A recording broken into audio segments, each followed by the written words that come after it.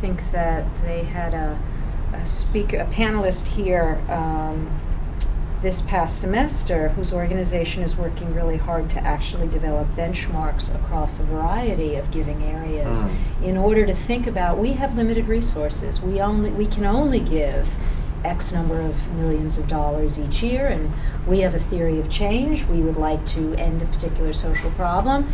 And so how do we decide between the competing grantees who come to us and ask us? We're trying to get to this point, and we're trying to decide how our dollars will be most effective to take our theory of change out to its intended place. And so metrics have stood in, and these kinds of increasing levels of complexity of analyzing the social return on your investment as a proxy, and use of proxy in a different way, for not being able to come to a conversation, that actually it is intuitive on some level, or it isn't.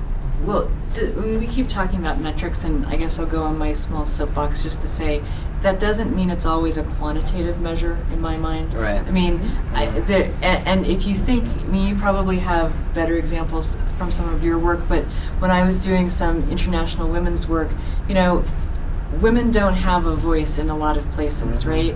And so the data that's associated with the woman's point of view is often narrative data. They tell the story, they've been the witness to the event, right? And I was in a 3-day long discussion with a large group of folks who did a lot of women's work, a lot of gender work, and the conversation kept coming back to, do we have to stop everything and collect the data, collect the indisputable data, or do we just say, sort of screw that, and and we know this is true, and we're going to not undermine the value of these women's perspectives by saying, I'm sorry, your story of being raped isn't good enough. We need proof that this truly happened. And it's like, do you stop everything to get the data, or do you acknowledge that there are different types of valuable information that can help you reach your conclusion and make a considered, thoughtful, quality decision? And so just to say that metrics can come in so many different forms, and not to give the impression that they only have to be numbers on a page, only things that are countable, right? Because a lot of times that will disempower certain individuals in certain communities from being considered in the, at the table. That's such an important point, because I'm thinking also of let's say we were arts-based funders. I was thinking, I have absolutely no idea how to evaluate, but there is, I imagine that there are evaluative tools, or maybe if you were a filmmaker, there's a quality standard, maybe there's an outreach distribution, or how do you even appreciate if someone kind of funds in, I don't know, dance or... my early work was in art, in the arts field, and I wrote down arts, and I was thinking about that when you were describing how folks can't just say, we do social justice work, and it's valuable and beneficial and deserves to be supported, and let us tell you about the work we're doing and the benefits we're creating, but that you have to kind of connect it to something else. And that's a phenomenon that I think has really affected the art sector for a long time. When I was at Rockefeller, my colleagues in the creativity and culture program area put forward a really great art strategy, right? And it was in an officers meeting, so you had the health guys who all have MDs, you had the ag guys who all all these PhD plant breeders, you had the working community guys who were all about workforce development, and you had the whole range of everybody at the foundation. So the person presents their strategy, and then everyone gets to comment and ask questions and so on. And I started making a list, right?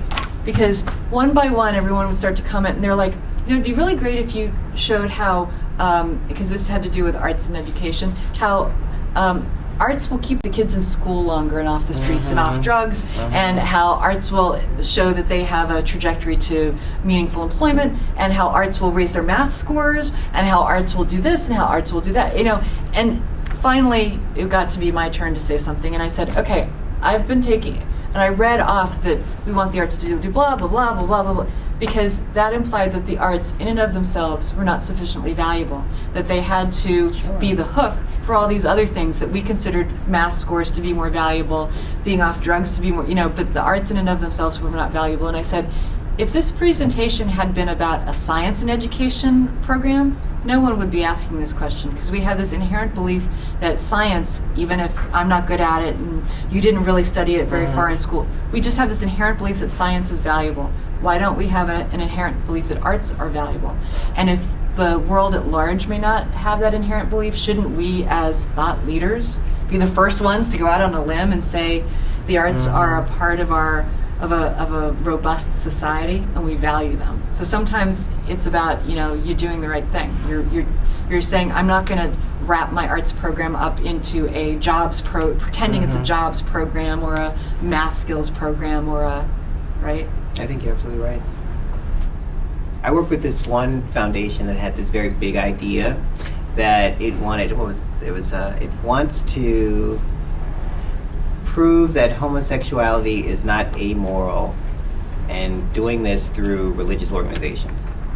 And I thought to myself, I don't know how the hell you're going to do this, right? But I mean, it's out there, right? That we're going to prove that homosexuality is not amoral through a religious context. And so then the program officer was asked, now create evaluative tools to make this happen.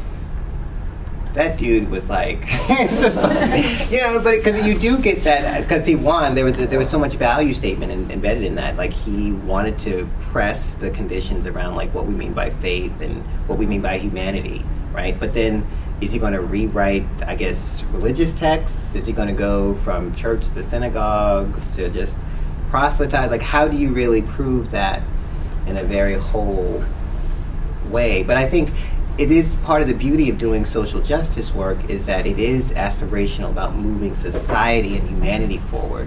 And the fact that we've actually lost those values, I think we have found ourselves in this kind of peculiar place of living in a market-driven society. So therefore we believe we have to relate everything about ourselves through that same lens.